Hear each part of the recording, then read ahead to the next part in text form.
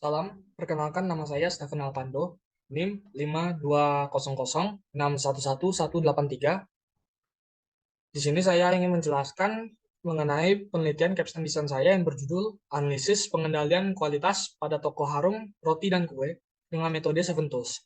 Dosen pembimbing Pak Arizaki Alfaristi ST MT. Yang pertama latar belakang mengenai Toko Harum Roti dan Kue. Toko Harum Roti dan Kue berada di Jalan Dahlia, nomor 116, Perumnas Condong Catur, Kabupaten Sleman, Yogyakarta. Bisnis toko roti dan kue milik Bu Harum ini sudah berdiri selama hampir 25 tahun. Beberapa macam kue diproduksi di sini, di antara lainnya seperti roti tawar, roti isi coklat, bolu kukus, brownies, dan lainnya. Permasalahan, menurut Gus Davis, dalam buku manajemen kualitas produk dan jasa mengumumkan definisi kualitas, yaitu kualitas merupakan suatu kondisi dinamis yang berhubungan dengan produk, jasa, manusia, proses, dan lingkungan yang memenuhi atau melebihi harapan. Toko Harum Roti dan Kue sudah berdiri hampir 25 tahun, dan tentunya meskipun sudah lama berdiri, masih ada beberapa faktor kecil yang dapat menjadi masalah sehingga mempengaruhi kualitas dari produk yang dibuat. Dalam hal ini, tentunya karyawan, mesin, dan metode menjadi kunci utama dalam menjaga standar produk. Untuk itu, dilakukan analisis seberapa baik kinerja pada toko harum, roti, dan kue. Untuk sampel penelitian ini menggunakan produk roti tawar. Lalu tahap penelitian dimulai dari observasi yang dilakukan selama 20 kali masa produksi dalam kurun waktu 1 bulan. Lalu pengumpulan data, di mana di sini pengumpulan data dilakukan pada produk roti tawar dengan variabelnya terdapat 4 jenis kecacatan. Lalu pengolahan data menggunakan metode Seven Tools, lalu analisis data, dan dilanjutkan dengan kesimpulan dan saran. Metode Seven Tools meliputi flowchart, yakni alat untuk memvisualisasikan proses suatu penyelesaian tugas secara tahap demi tahap. Kemudian check sheet, lembarannya digunakan untuk mengumpulkan data sampel. Lalu histogram digunakan untuk menggambarkan perkembangan suatu objek penelitian dalam kurun waktu tertentu. Kemudian metode Seven Tools yang berikutnya ada peta kendali, peta yang digunakan untuk melihat proporsi jumlah kecacatan per hari. Lalu diagram Pareto, grafik batang yang menunjukkan masalah berdasarkan urutan banyaknya jumlah kejadian.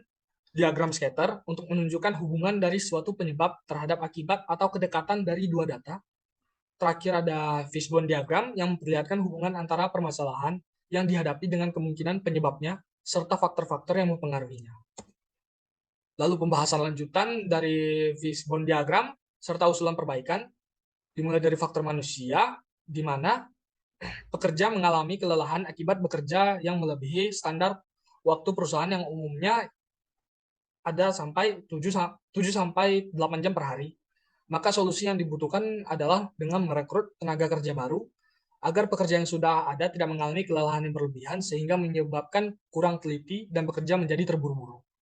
Lalu faktor metode, ya ini pada proses metode pemanggangan dan pembalikan loyang yang tidak sesuai waktu standar, juga tidak terdapatnya aturan atau prosedur penggunaan mesin sehingga hanya berdasarkan pengalaman bekerja pekerjaan saja.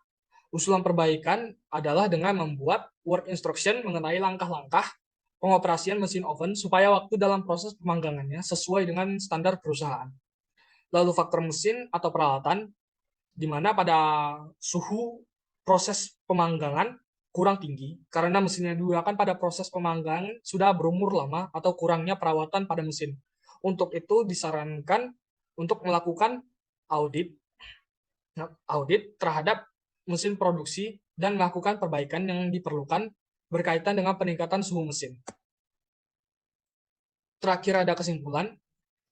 Dari hasil penelitian ini didapatkan bahwa jenis cacat yang paling banyak terjadi ialah kulit roti berlubang yang disebabkan oleh faktor metode, di mana pada tahap pengukuran dan pencampuran bahan baku, ragi terlalu banyak, sehingga hal ini menyebabkan kualitas produk roti tawar menjadi menurun. Selain itu, peran instruksi kerja juga berperan penting sehingga baik pekerja baru maupun yang sudah berpengalaman tetap dapat menjaga standar kualitas produk sesuai yang diinginkan pemilik usaha. Lalu ada saran alternatif. Yang pertama adalah perancangan rak display. Fungsinya adalah untuk menambah nilai estetika, nilai jual beli produk untuk menarik lebih banyak pelanggan. Lalu poster SOP sesuai dengan yang sudah dijelaskan pada kesimpulan barusan bahwa work instruction sangat berperan penting pada pekerja baru maupun pekerja lama untuk menjaga standar kualitas produk yang diinginkan pemilik usaha. Sekian penjelasan mengenai penelitian capstone desain saya. Terima kasih.